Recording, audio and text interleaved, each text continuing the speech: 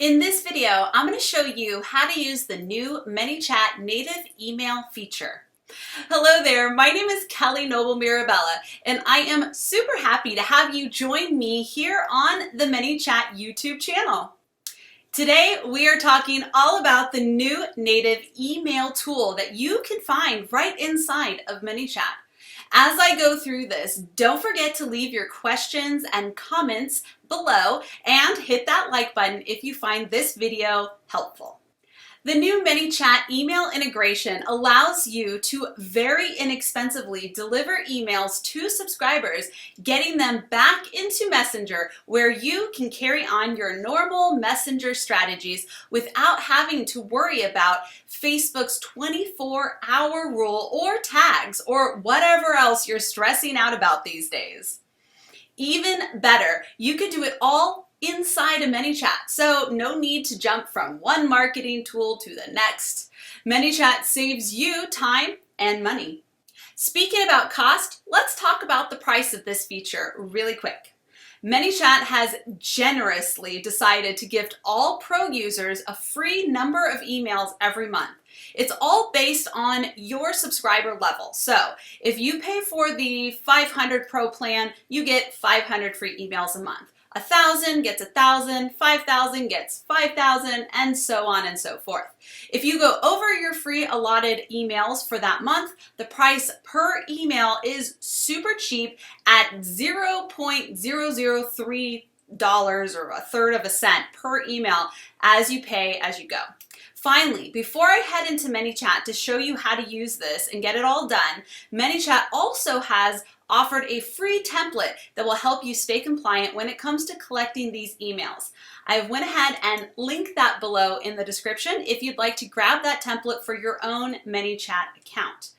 Remember, this feature is a pro feature, but it just shows one more amazing reason to upgrade to Pro today.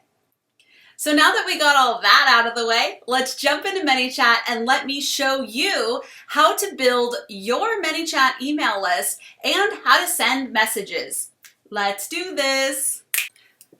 So once you download your template that Manychat offers, it's going to look something like this. Now, some of the older templates might have a 1-minute delay after you request their email. You can actually remove that 1-minute delay. You no longer need that, which is great from a user experience point because most people don't want to wait that long to get the next message. So in the first block, we are asking for their email and we're setting expectations. And I want you to note that as we are asking for their email, the reply type is email, but the difference here from asking for emails the regular way and asking for them in the case of wanting to send them emails via the native feature is this right here, save email to system field. If you're just asking for emails to export to your CRM or to another ESP, an email service provider, then you actually would want to check this off and save it to a custom field just like you normally have in the past. However, if you're going to use the new native feature, you will check this save email to system field, which will save their email to an actual opted-in field. This helps you stay compliant when utilizing the Manychat email system. And then we're going to keep the skip in here. So everything here is pretty standard and it is already built into the template.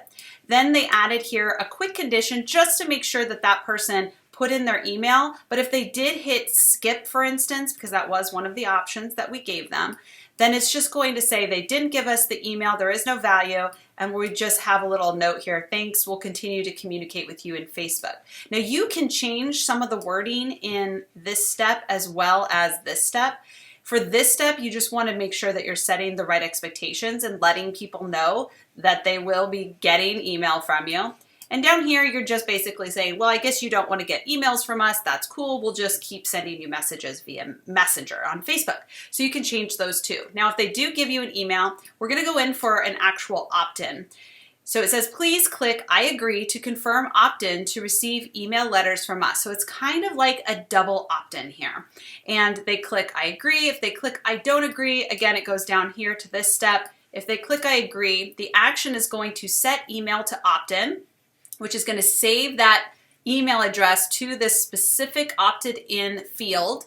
And then it's going to say, thank you. You will now be getting these weekly email updates. And you can change this confirmation to your liking as well. So once you're ready, you're going to hit publish, and you are going to start collecting emails. And you can do this the same way you've always done your collection of subscribers, what have you. You just go over and create growth tools and drive them into this flow. So all of that is pretty much standard.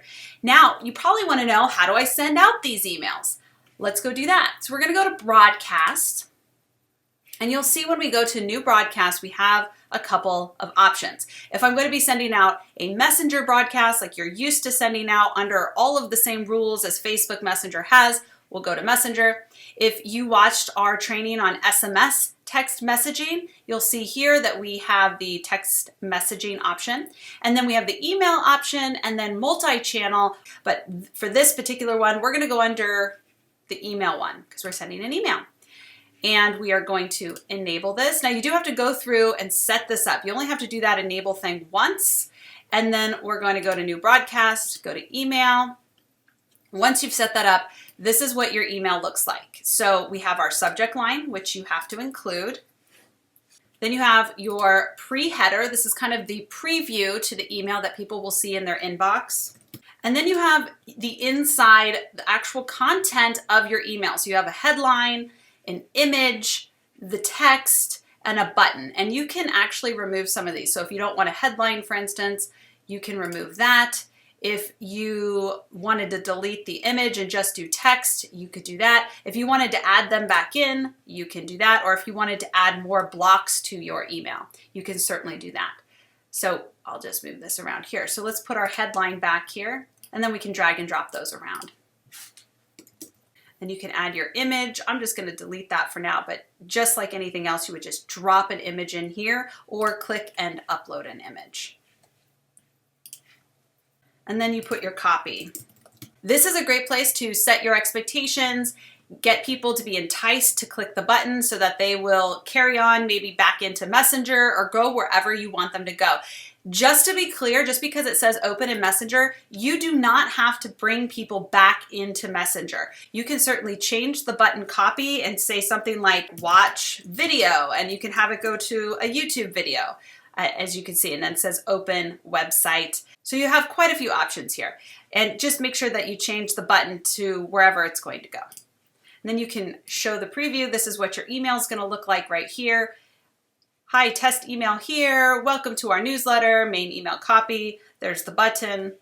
And then they have all this legalese, if you will, of all the stuff. Now, just to be clear that the address down here is going to be your address. So when you go into your settings and you go under email, you'll need to make sure that you set up your contact information. By most email marketing laws, you have to have an address. I know for a fact that in order to be compliant with the United States rule of Canned Spam Act, you absolutely have to have that. So you can put all that information in and your address here. And then that is what will show up in your broadcast email flow. So when you're ready, you're going to go to next, and you're actually going to say, because you've already said this is an email, you don't have to do any special conditioning in terms of the people who've opted in, but you can further condition people and segment people if you're sending out an email that is for specific people that might enjoy this content more than others. For instance, if you're doing a webinar and you had people that subscribed for updates on that webinar, you probably wouldn't send that to your entire opted in list. You would send it to the people who opted into email, but also opted into that webinar.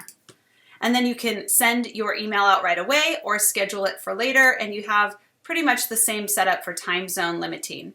And once you're all set and ready to go, you would hit the send now. Now, I don't have anyone opted in, so it's not going to allow me to do that.